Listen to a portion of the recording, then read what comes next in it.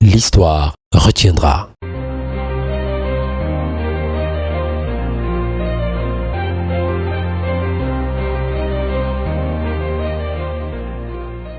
Madame la Première Dame, Monsieur le Vice-président de la République, Monsieur le Premier ministre, chef du gouvernement, Monsieur le Président de l'Assemblée nationale, Monsieur le Président du Sénat, Mesdames et Messieurs les présidents d'institutions, Monsieur le ministre d'État, ministre de la Défense, Mesdames et Messieurs les ministres, Mesdames et Messieurs les secrétaires d'État, Excellences, Mesdames et Messieurs les ambassadeurs, membres du corps diplomatique accrédité en Côte d'Ivoire, Excellences, honorables délégués, vénérables sénateurs, Mesdames et Messieurs les officiers généraux et officiers supérieurs, Mesdames et Messieurs les membres du corps préfectoral, Majesté, honorables chefs traditionnels et guides religieux, Mesdames et Messieurs les représentants du patronat, Mesdames et Messieurs, chers jeunes, chers amis, chers frères et sœurs. Je voudrais pour commencer vous adresser mes très vifs remerciements pour votre présence à Yamoussoukro à l'occasion de cette réunion du Parlement réunie en congrès, la toute première dans l'histoire de la Côte d'Ivoire.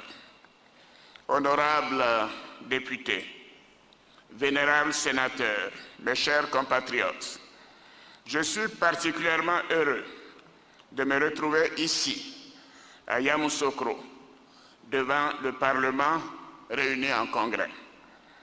C'est un jour historique pour notre pays, car pour la première fois, les deux chambres de notre Parlement se réunissent avec l'exécutif. Je voudrais tout d'abord vous adresser mes vifs remerciements pour l'accueil chaleureux que vous m'avez réservé. Je voudrais aussi vous dire ma grande fierté d'être devant vous, les élus et représentants du peuple souverain de Côte d'Ivoire, dans toute sa diversité, pour dresser l'état de la nation et vous parler de l'avenir de notre cher pays, la Côte d'Ivoire. Honorables députés, vénérables sénateurs, cela fait 9 ans que je préside aux destinées de notre beau pays. Au moment où je briguais la magistrature suprême en 2010, je n'avais jamais imaginé accéder au pouvoir dans les conditions que nous avons connues. Une grave crise post-électorale, un pays en lambeaux, un tissu social déchiré, une situation sécuritaire précaire, des infrastructures totalement dégradées. Aussi, dès mon investiture en mai 2011, nous avons dû faire face aux urgences de la sortie de crise. Nous avons tout d'abord rétabli la paix et la sécurité. Nous avons redéployé l'administration sur toute l'étendue du territoire national. Nous avons remis la Côte d'Ivoire au travail et apporté des solutions immédiates aux urgences sociales. Nous avons aussi installé la Commission Dialogue, Vérité et Réconciliation, la CDVR, qui a œuvré pour nous permettre de comprendre les causes de la crise et en tirer les leçons pour l'avenir de notre pays.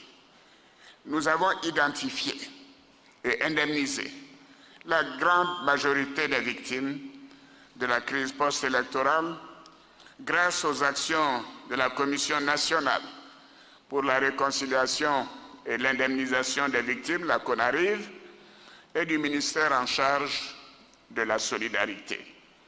Nous avons procédé à une réforme profonde du secteur de la sécurité qui nous a permis d'améliorer de façon significative l'indice de sécurité grâce à des forces plus professionnelles, mieux formées et bien équipées.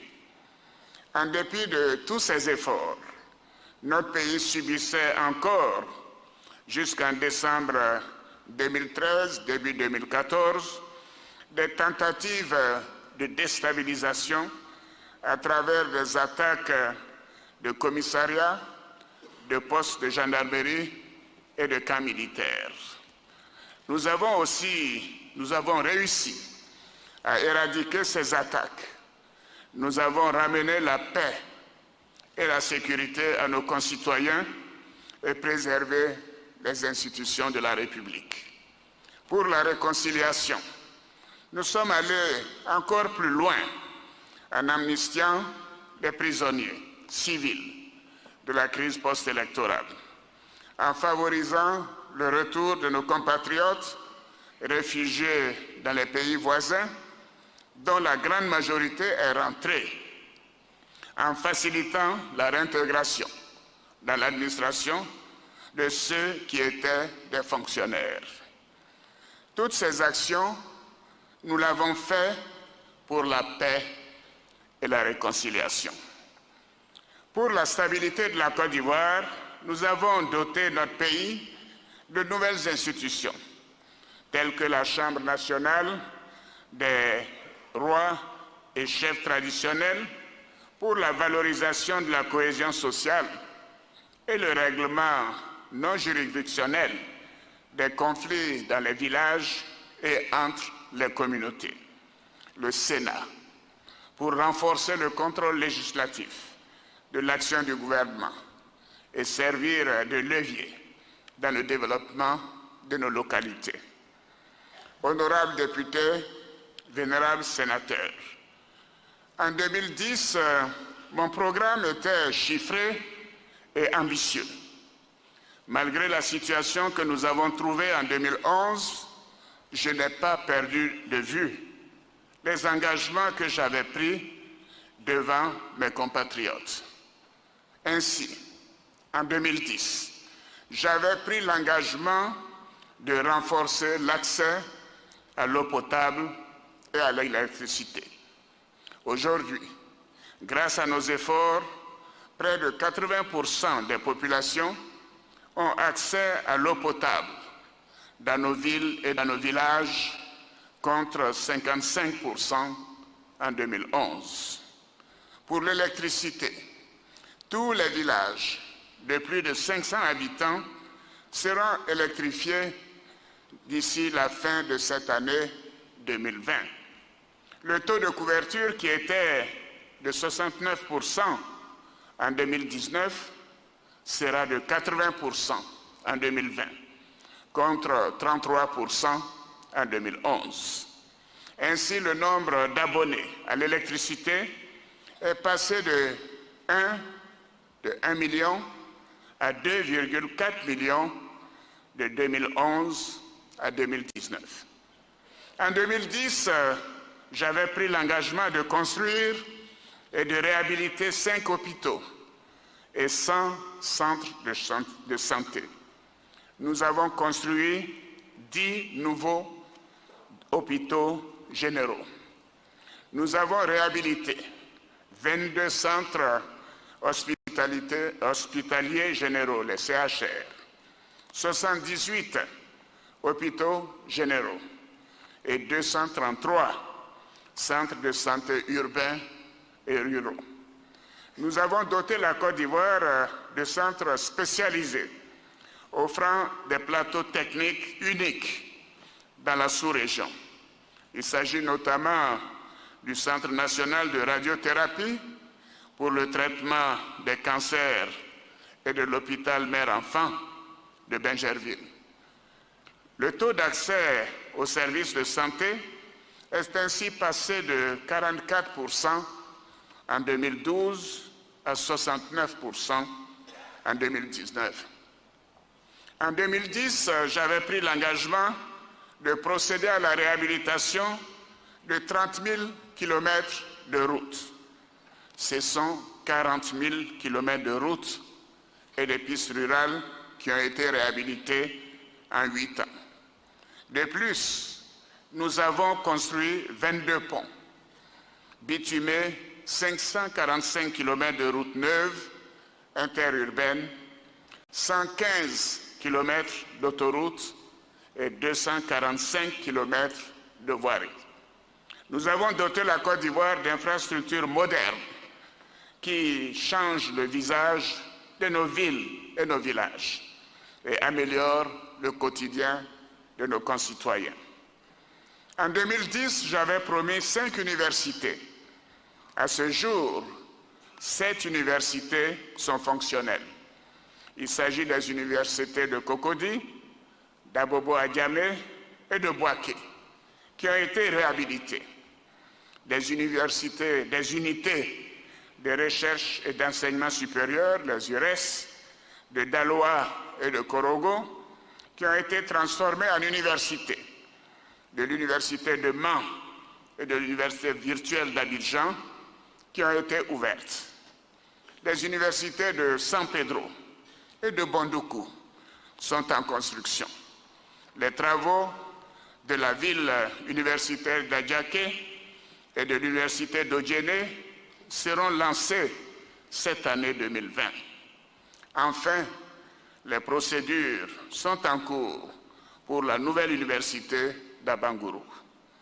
J'avais promis l'école gratuite et obligatoire jusqu'à l'âge de 15 ans. Par la loi du 17 septembre 2015, l'école est désormais obligatoire en Côte d'Ivoire pour les enfants de 6 à 16 ans. Ainsi, près de 2 millions de jeunes Ivoiriens seront préservés de l'analphabétisme et du travail des enfants. De plus, l'État a accompagné cette mesure par la gratuité totale et la distribution de kits scolaires jusqu'à la fin du primaire, ainsi que la construction de 33 698 salles de classe du primaire et de 277 collèges et lycées entre 2011 et 2019 sur toute l'étendue du territoire. En 2010, j'avais promis 1 million d'emplois. Nous avons créé près de 3 millions d'emplois entre 2011 et 2019 et financé de nombreux projets pour les jeunes. En 2010, j'avais promis des frais d'accouchement gratuits. Aujourd'hui, les femmes de Côte d'Ivoire bénéficient gracieusement de kits d'accouchement et de césarienne à travers les centres de santé du pays. J'avais promis de faire financer 500 000 projets de femmes. Grâce au Fonds d'appui aux femmes de Côte d'Ivoire, le FACI, ce sont 215 000 femmes qui ont bénéficié du financement de leurs projets et plus de 100 000 femmes ont reçu les financements des ministères compétents. J'avais promis la couverture maladie universelle, la CEMU. Elle est opérationnelle depuis le 1er octobre 2019 et près de 3 millions de personnes ont été enrôlées. J'avais promis un revenu minimum garanti aux producteurs.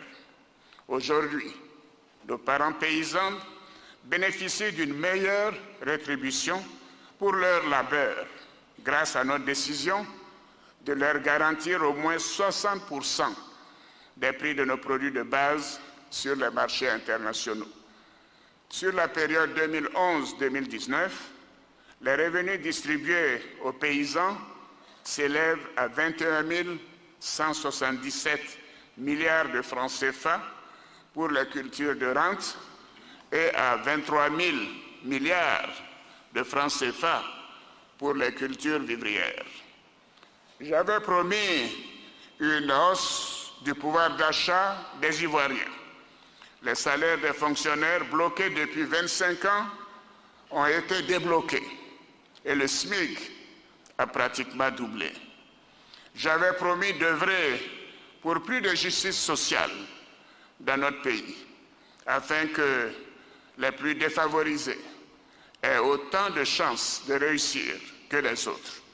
Aujourd'hui, le taux de pauvreté est passé de 51% en 2011 à environ 37% en 2018.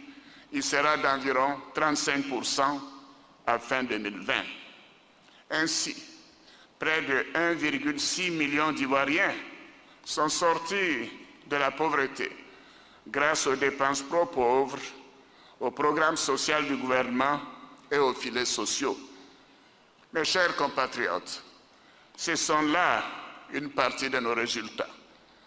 Grâce aux efforts de nos concitoyens et à une bonne politique économique, la Côte d'Ivoire connaît aujourd'hui l'une des plus fortes croissances économiques en Afrique et dans le monde. Notre pays a retrouvé sa fierté et sa place dans le concert des nations. Ainsi, après 26 ans d'absence, nous avons siégé en 2018 et 2019 au Conseil de sécurité des Nations Unies, dont nous avons assuré la présidence en décembre 2018. Nous assumons avec responsabilité notre leadership dans la sous-région et notre pays rayonne grâce aux performances enregistrées au niveau agricole, économique, diplomatique, sportif et culturel. Je n'ai certainement pas tout réussi, mais les résultats sont là. Ils sont appréciés par la grande majorité des Ivoiriens. J'ai donné le meilleur de moi-même pour mes compatriotes, parce que j'aime mon pays.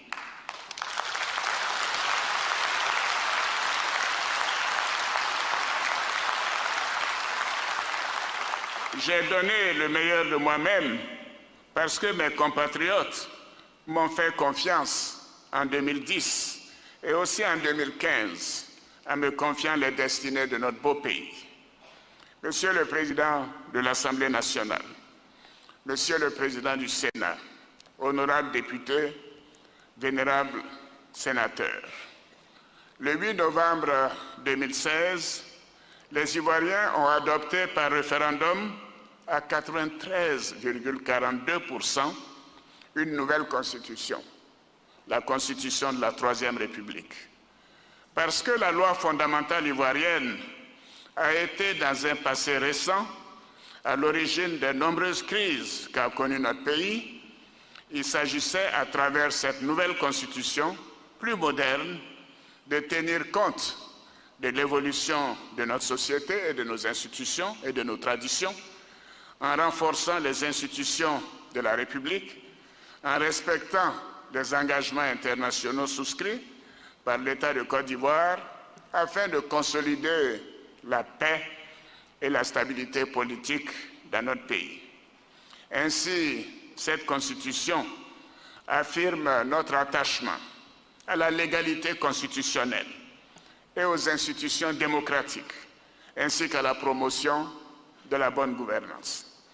Elle préserve et renforce l'état de droit, les droits et libertés et les devoirs, en proclamant notamment le droit de toute personne à un libre et égal accès à la justice, en rendant l'école obligatoire ou encore en interdisant le travail des enfants. Elle garantit le droit d'opposition démocratique, protège les personnes en situation de handicap, promeut les droits politiques de la femme et institue la parité entre les hommes et les femmes. La protection de la jeunesse contre toutes les formes d'exploitation et d'abandon, ainsi que l'aide à l'insertion des jeunes dans la vie active, sont également réaffirmées. Au plan institutionnel, la création d'un poste de vice-président de la République et l'instauration du Sénat contribuent respectivement au renforcement de l'efficacité du pouvoir exécutif et du pouvoir législatif. Avec l'institution de la Chambre des rois et chefs traditionnels et l'élargissement du champ de compétences du Conseil économique et social, devenu Conseil économique, social, environnemental et culturel, la gouvernance dans notre pays prend désormais en compte nos us et coutumes et s'étend aux questions environnementales et culturelles. 3 années après l'adoption de la Constitution de la Troisième République et la mise en place des institutions qu'elle a prévues, je viens vous soumettre aujourd'hui, conformément à l'article 177 de la Constitution, la réforme constitutionnelle que j'ai annoncée depuis quelques mois. Je voudrais rappeler que la révision de la Constitution relève d'une procédure normale, prévue par la Constitution elle-même. Il est vrai que la révision constitutionnelle suscite méfiance et suspicion, car l'histoire récente de notre pays et celle de bien d'autres ont montré qu'elles ont souvent servi de prétexte pour pérenniser un pouvoir ou pour exclure des adversaires politiques du jeu électoral. Je veux vous rassurer. Le projet de révision de la Constitution que je vous soumettrai ne s'inscrit nullement dans cette optique.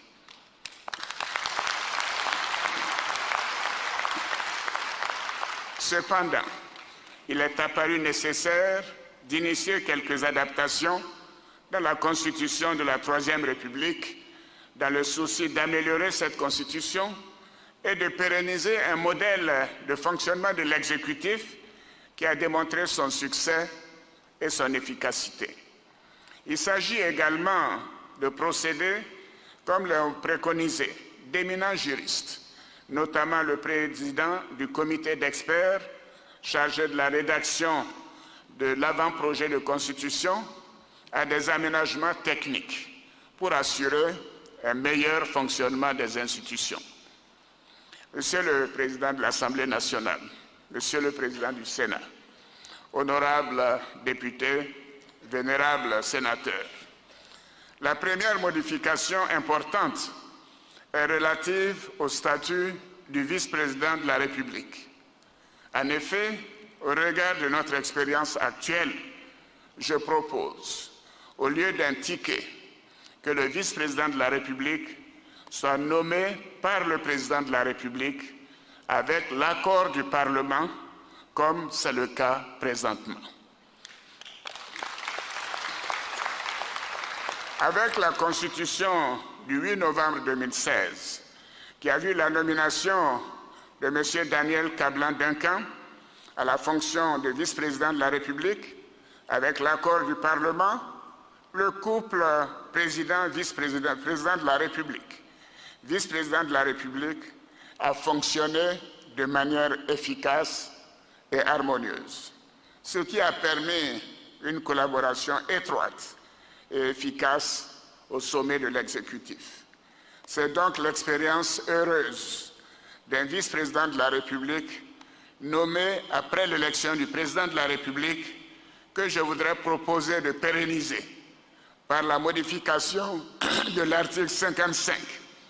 Et cette modification induit celle des articles 56, 57, 59, 62, 78 et 79.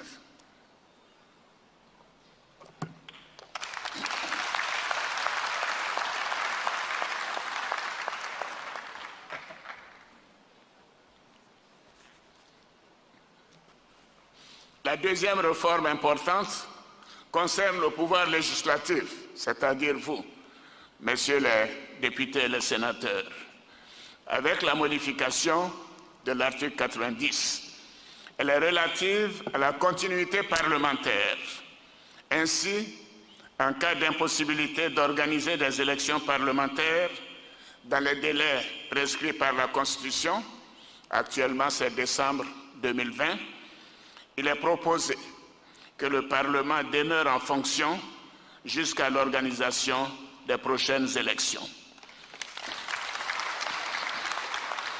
La troisième réforme majeure que je propose a trait à l'organisation judiciaire. Elle vise à consacrer la Cour de cassation et le Conseil d'État comme des institutions de la République au même titre que la Cour des comptes. Ainsi, la Cour de cassation, le Conseil d'État et la Cour des comptes deviennent les trois institutions juridictionnelles représentatives du pouvoir judiciaire. Cette réforme, qui a pour conséquence la disparition de la Cour suprême, répond au souci d'une rationalisation institutionnelle en vue d'un meilleur fonctionnement des institutions judiciaires.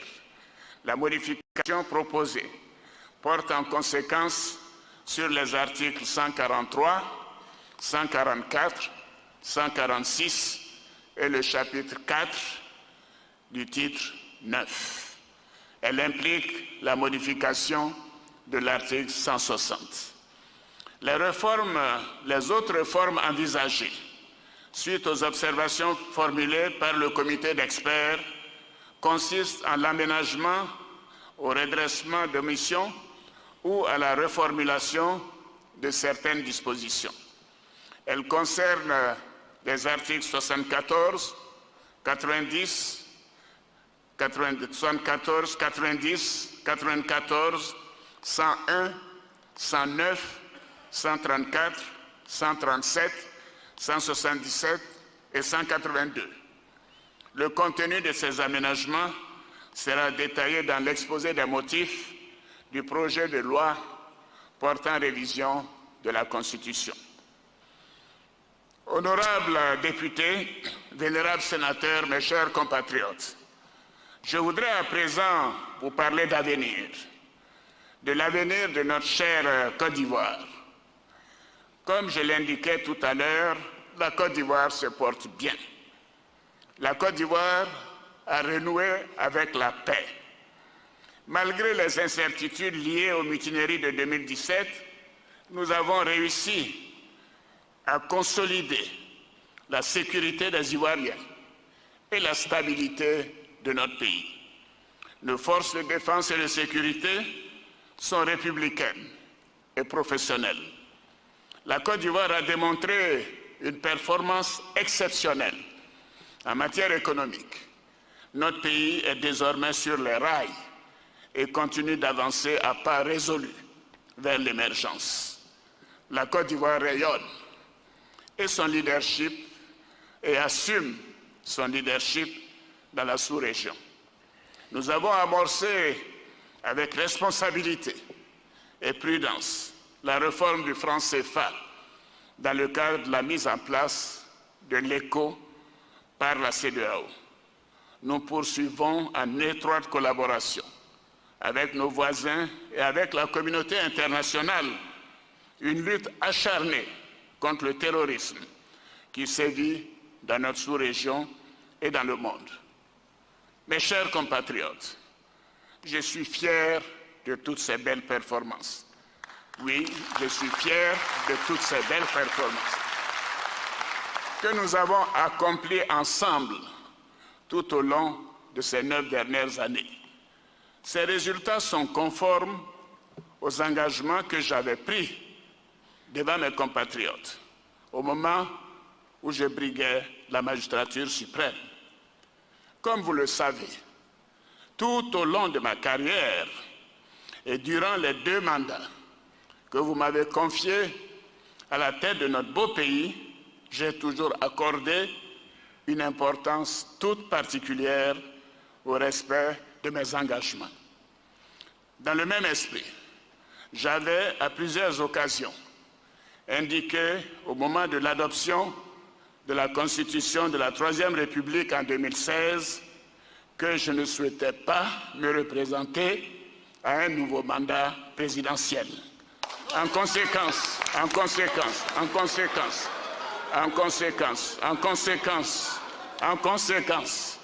je voudrais vous annoncer solennellement que j'ai décidé de ne pas être candidat à l'élection présidentielle.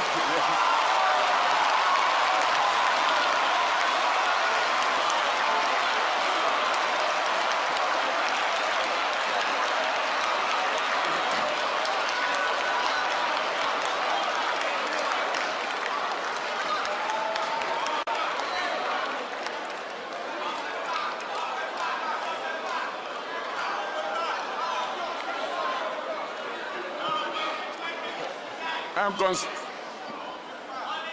conséquence, je voudrais vous annoncer solennellement que j'ai décidé de ne pas être candidat à l'élection présidentielle du 30...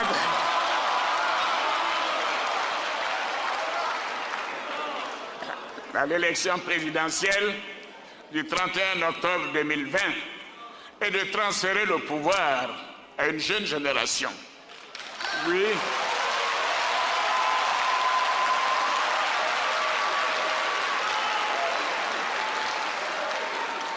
Cette décision est conforme à ce que j'ai toujours dit, à savoir qu'il faut laisser la place à une jeune génération.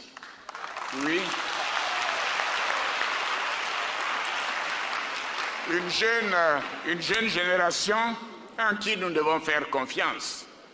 Des jeunes Ivoiriens honnêtes, compétents et expérimentés qui ont appris à nos côtés comme nous l'avons fait aux côtés du père de la nation, le président Félix Houphouët-Boigny.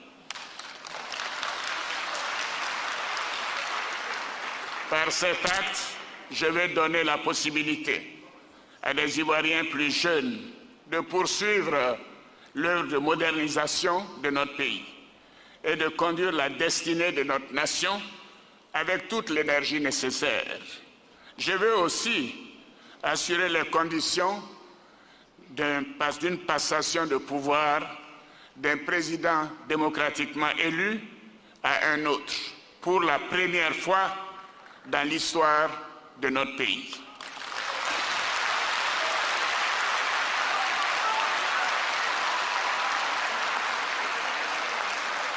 Bien évidemment, je voudrais vous rassurer.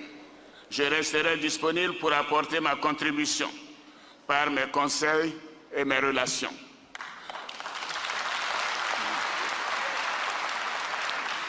Monsieur le Président de l'Assemblée nationale, Monsieur le Président du Sénat, honorables députés, vénérables sénateurs, je voudrais pour terminer vous adresser mes chaleureuses félicitations pour votre importante contribution dans la bonne marche de notre pays. Je remercie tous mes concitoyens qui m'ont élu à 2 reprises et qui m'ont accordé leur confiance durant toutes ces années. Cette mission a été exaltante et cela a été un honneur, une grande fierté pour moi de servir mon pays au plus haut niveau. À tous, je veux dire que notre beau pays, la Côte d'Ivoire, est appelé à un grand destin, celui d'être un modèle en Afrique et dans le monde. C'est une promesse forte de nos devanciers. C'est un idéal que nous devons porter ensemble pour bâtir une nation forte, unie et prospère. Vive la République, vive la Côte d'Ivoire, que Dieu bénisse notre cher pays. Je vous remercie.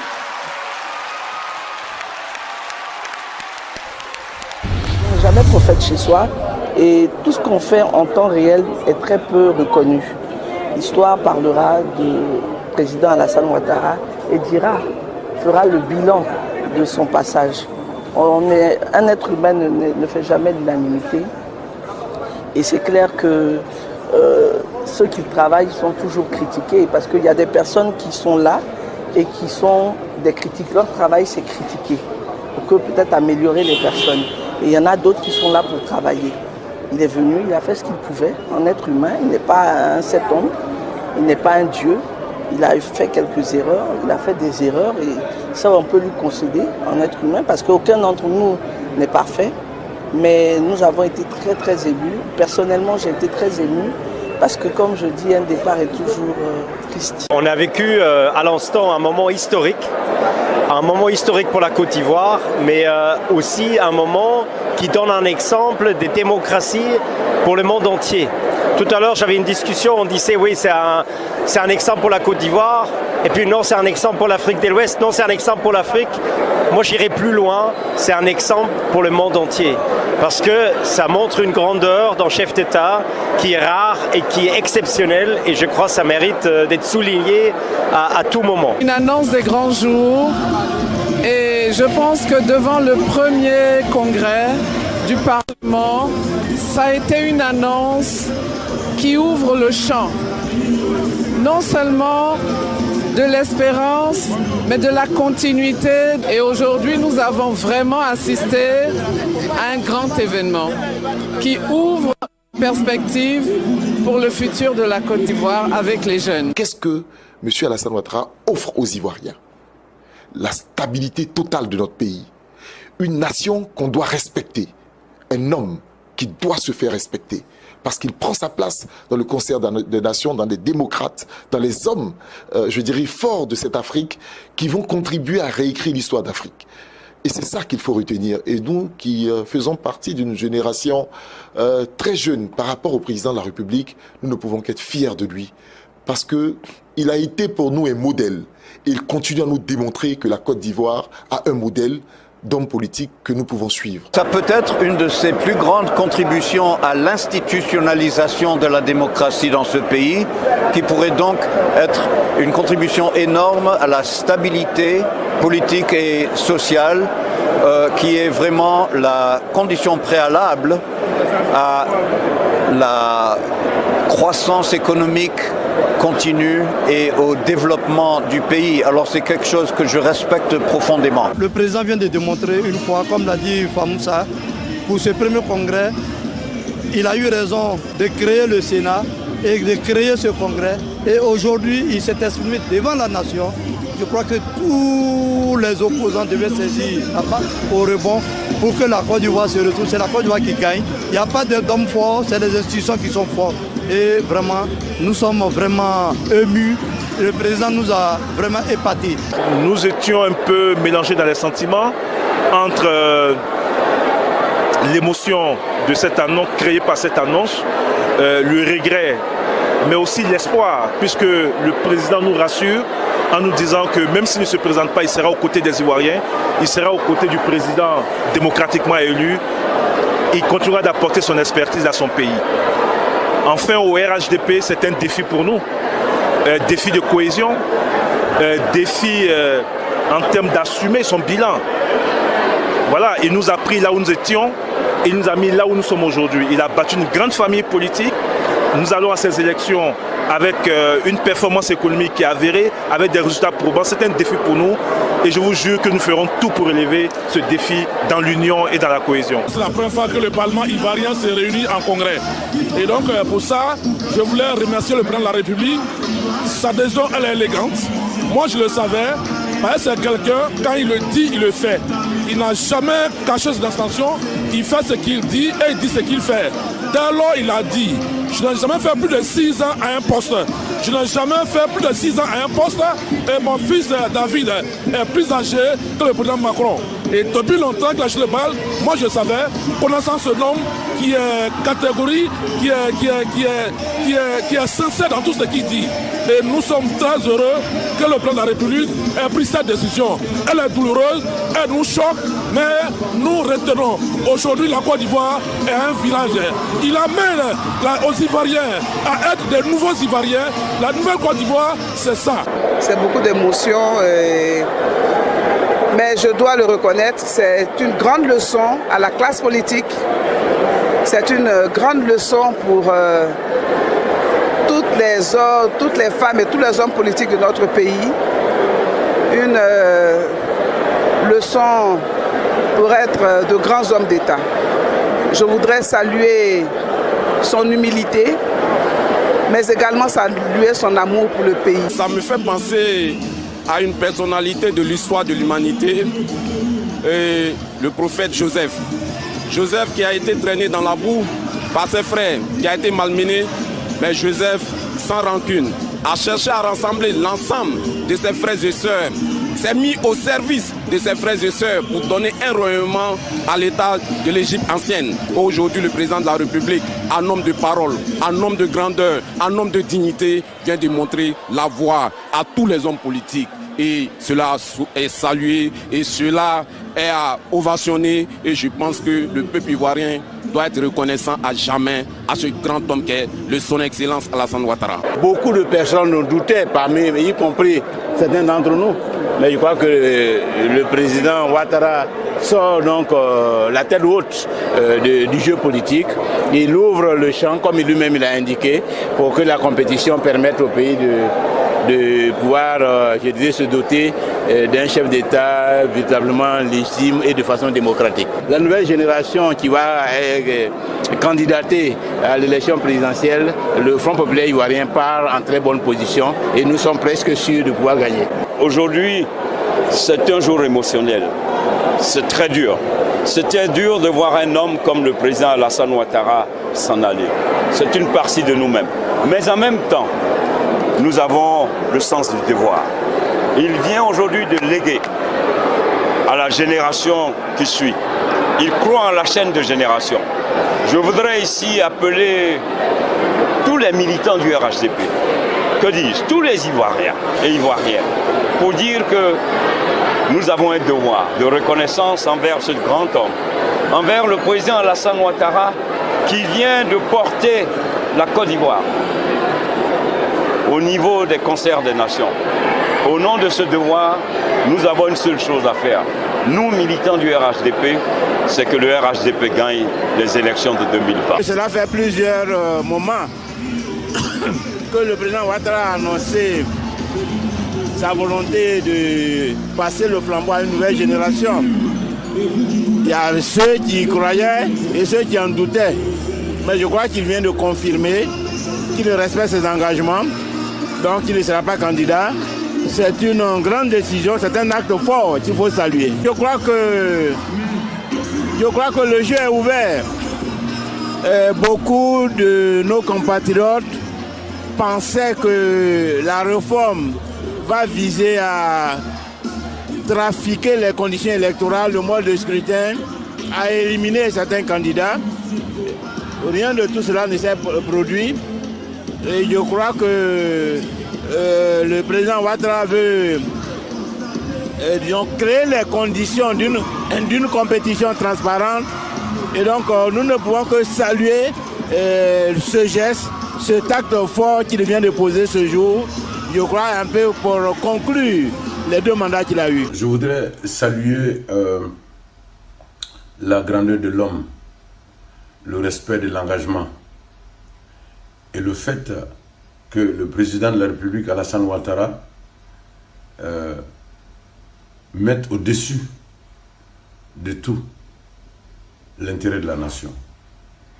L'intérêt de la nation se trouve dans la stabilité. Et pour qu'il y ait stabilité, il ne faut pas qu'il y ait de tensions. Et donc je pense que le président Ouattara a fait preuve de responsabilité, de patriotisme, et qu'on sent que c'est un père qui a envie que sa famille vive dans le calme. Et c'est une décision que je salue.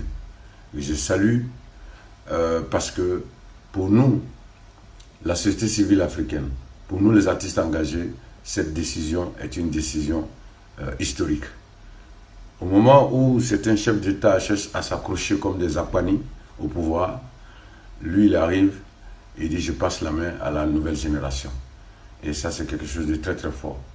Je voudrais lui souhaiter bonne chance pour son entrée dans l'histoire avec cette décision par la grande porte. Rastafari. L'histoire retiendra.